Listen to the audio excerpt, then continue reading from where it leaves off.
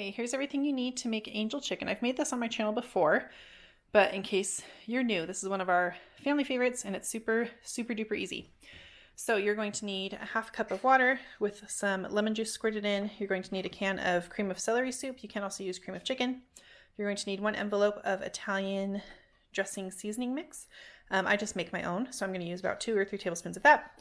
You're going to need a block of cream cheese, a couple of chicken breasts. I'm just using one today. A little bit of either fresh or frozen spinach, a 1/4 cup of butter, and then you're going to put all of those in the crock pot. And then after they're done cooking, you're going to serve it over some angel hair pasta.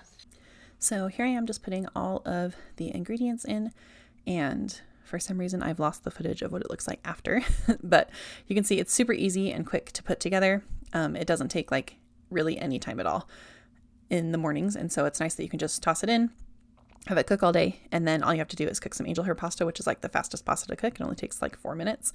So this is a super great like busy night kind of dinner, as long as you have a few minutes in the morning to put it all together and get it cooking in the crock pot. And then over here, I somehow misplaced my clip of all the ingredients, but this is for an Instant Pot Panera Copycat for a shell mac and cheese. So I sprayed the bottom of my Instant Pot, and then I added the water that I needed and my pasta. I topped it with some butter and salt, and then put it in the pressure cooker to cook. While it was cooking, it only cooks for a few minutes. I got my cheeses ready, so I shredded 8 ounces of sharp white cheddar cheese. And then I have another like 4-ish ounces of white American cheese. I just got like some singles from Walmart. Not the greatest, but they are very good. And then I added about a cup of heavy cream and some mustard powder. So once the pasta is cooked, I just kind of mix it all together. And then I added my cheese little bits at a time and stir until it gets all melted.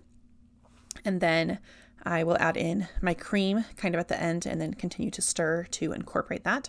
And then I'll add some dried mustard powder at the very end just to give it a little bit of a depth of flavor. And I'll make sure to link both of the recipes down in the description box below so that if you're interested in making them, you can have the full recipe right in front of you. And again, this is one of my family's favorites. It's super easy, super quick. Took probably less than 10 minutes altogether, even with like the building of pressure and stuff. So it's definitely a very quick family dinner.